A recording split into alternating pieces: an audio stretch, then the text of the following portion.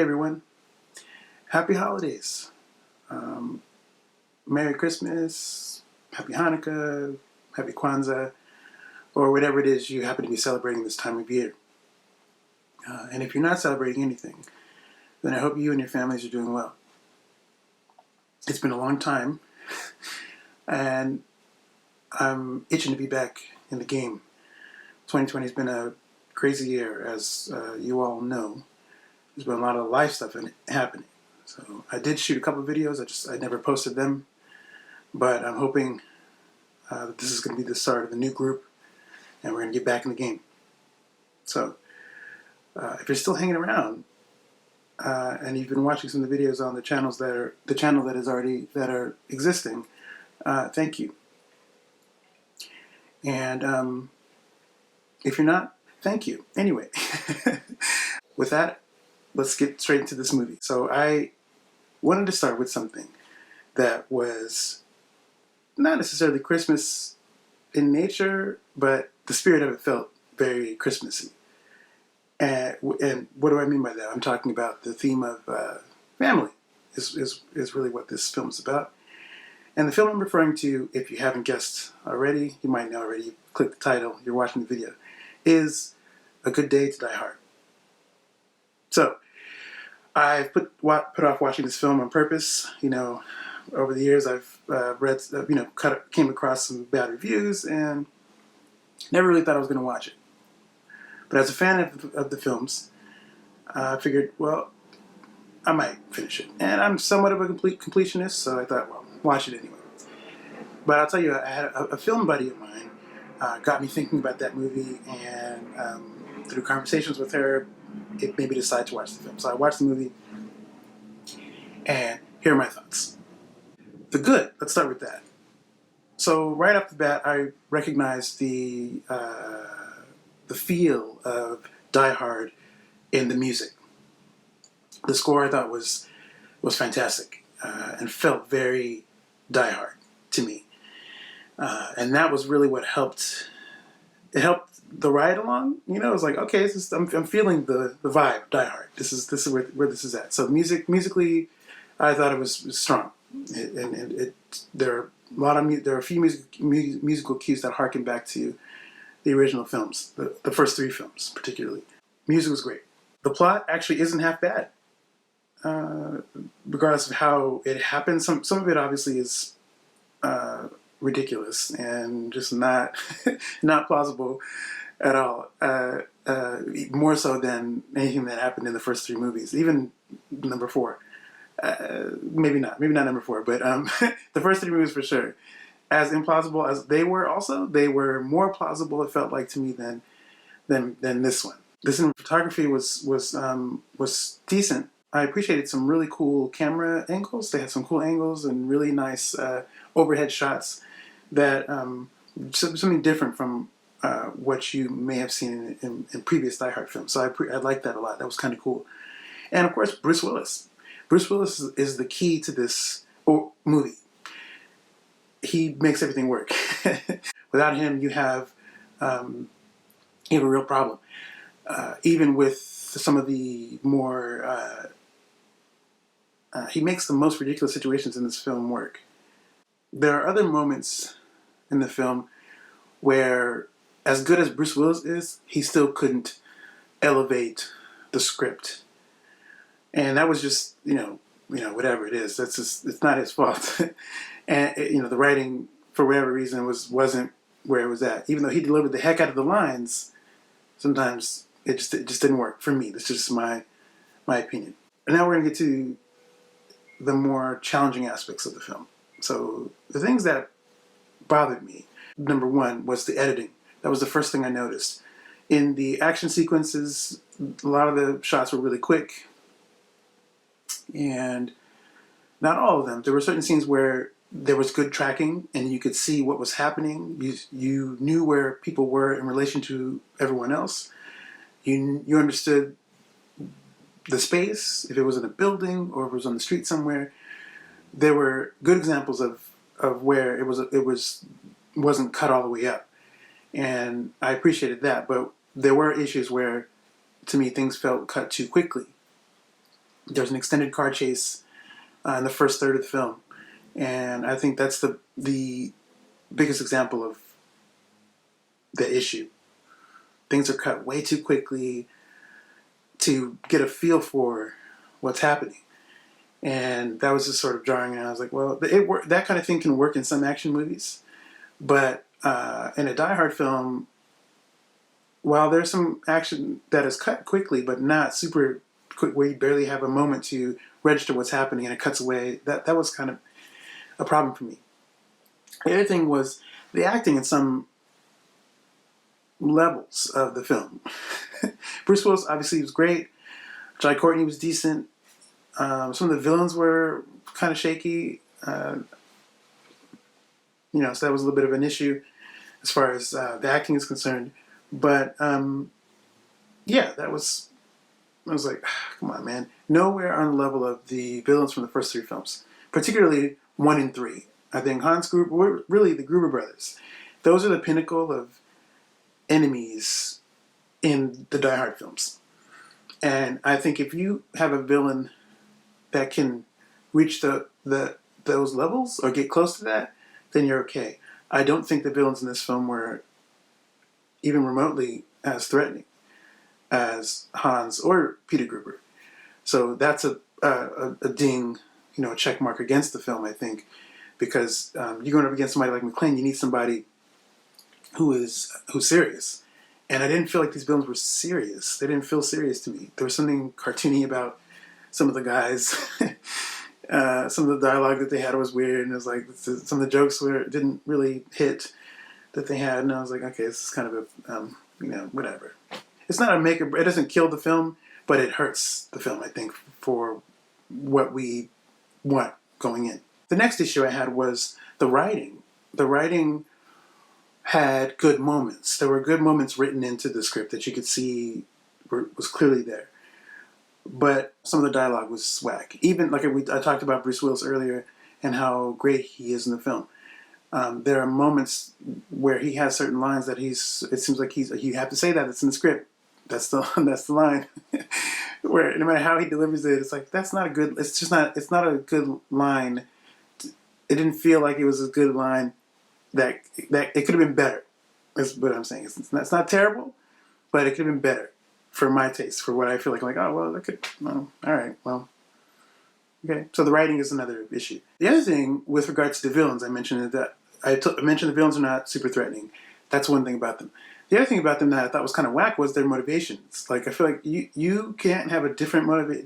There are other motivations besides the obvious things that we know some villains like to go after, like the girl or the money or whatever those things, taking over the world. Those are sort of expected things. For once, I would have liked, and it's particularly in Die Hard, we had a couple of villains who had the same sort of motivation, and it would have been nice to have a villain or a series of villains that had something that was more compelling. Not that this has to be like they had to have some sort of major political stance on anything, but something that meant more. It seemed like that was there for whatever the conflict with the villains were. It seems like it's really inconsequential. You want the focus really to be on McClane and his son and them trying to sort of reconnect and reestablish a relationship with each other. That's the heart of the film, right? Okay, I get that. That said, it is Die Hard, and you gotta have A, serious villains, and B, is compelling motivations. I think, or at least for this film, the villain should have had more compelling motivations than they had. That's one thing about them. The other thing was how everything was tied up with them. I thought that was whack, frankly. I think they could have had a better ending for the villains, and I found myself going, that's stupid. Like there could have been a better way to tie things up with them. Oh, okay. So another thing that was, I wouldn't call it bad, but I feel like it was sort of, by the time I finished the film, I found myself thinking, was this a John McClane film or was it a Jack McClane film? There are moments where I felt like this is Jack McClane's movie. This should be, and if that's the case, it should be a separate film that didn't have John McClane in it. You should have John McClane's son be the main dude, because in a lot of ways, his story or what his goal was in the film felt like it lent itself to a separate film that was all about that, as opposed to the spy element and having to sort of reconnect with his dad. They felt like two different films in a way. And it felt like it should have been a Jack McClane film. And John McClane was there sort of as he just popped up and doing some John McClane stuff, and then did some, I don't know, that's just my feeling. That's my vibe on it. My read of it feels like that. The other thing is, I would have liked Jack to have been more of his own person. He was his own person, but there are parts of it that felt like, well, you don't have to drive home the fact that he's John McClane's son by having him do John McClane things. He can be his own man and handle the situations different than how John McClane would have handled it. That's just, anyway, my take. So, closing arguments, thoughts. So I actually think this film is not as bad as it's made out to be. And granted that it could be a lot better, but it's not terrible. I think it has some good things going for it. Within the film, there is a good Die Hard film to be made. And unfortunately, this is not the one we got. But I think there are moments in it that make it work. The moments that work, there just wasn't enough of those moments to make it a stronger film. Yeah, this film has good moments. There's one particular moment, what I like to call the My Heart McClane moment. And if you know anything about John McClane and his exploits, there's always one moment, it seems, where the tough guy gets to open up a little bit. He lets his heart show a little bit. And I love that about John McClane.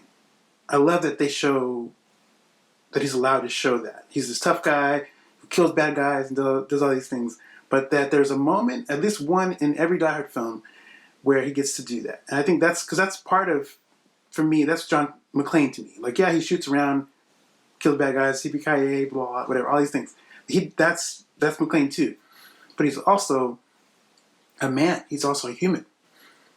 And any space that allows him a moment to show that piece of himself is fantastic. And I think that to me makes this. That's what if this movie didn't have that, or it shoehorned it, or it cut it out a certain way, or it shortened it, it would have. I think I would have not liked the movie even more. Like, I don't not like the movie. I actually appreciate the movie. I think it's actually it's a decent film. It doesn't reach the heights of the first two films, or particularly Die Hard, the original, and Die Hard with a Vengeance, which I think are the top tier Die Hard films. So you know, in that order, 1 and 3. Those are classic Die Hard, like proper Die Hard. A Good Day has moments of Die Hardness in it, and the My Heart McClane moment is one of those moments. I think it's not as punchy as all the action stuff, but the heart moments for me are part of the DNA of that too. And credit to Bruce Willis again. He's a gangster, and that. Because how he delivers the lines in the conversation with his son, there's a moment where there's space for them to have that conversation. There's space for it to breathe, and you feel that. I felt it. So for me, that was a big moment, and it wasn't anything to do with any of the action set pieces or anything like that. That was one of the more quiet moments between father and son, where really that is all the Bruce Willis just does. Like, you do that kind of stuff in his sleep. And it works. So that to me was like the pinnacle of the film, and just general Bruce Willisness throughout. Like, a lot of the McClaneisms are all in there, and it feels like John McClane is this. That's the real situation. I want to say one other thing about that My Heart McClane moment, and I think it makes everything else easier to overlook. So any of the silliness or the impossibility, the off-writing, any of the things that you might have a problem with, that one moment makes it, you can push it aside. You can push all the weak stuff aside and recognize that there's some strong stuff. Granted, in most cases, one strong piece of a film does not make the whole film great. I think we can agree on that. I believe that. That said, I think that if, again, that moment helps the film, for me, feel like it means something, rather than it just being a cash grab. We're gonna make another Die Hard movie just because we can make a Die Hard movie. Like from the filmmaker's perspective, I think when you have an actor of the caliber of Bruce Willis, and he gives you, it doesn't feel like it's just like a paycheck for him. That's not what it felt like for me. I think he did the best he could with what he was given, and for the most part, he makes it work. There are only like a handful of moments where I thought, it's ridiculous, and that was more based on why did they write that? Why is that line? How many times do we need to know that John McClane is on vacation? I think one time is enough. Why is that repeated 50,000 times? That's just an example. That said, hey, everybody involved did the best they could with what they had in front of them, and the result is the Die Hard movie we got. So, and I think that's it. That's what I have to say. I think for the most part on it. I'll have a review on Letterboxd, which will be up.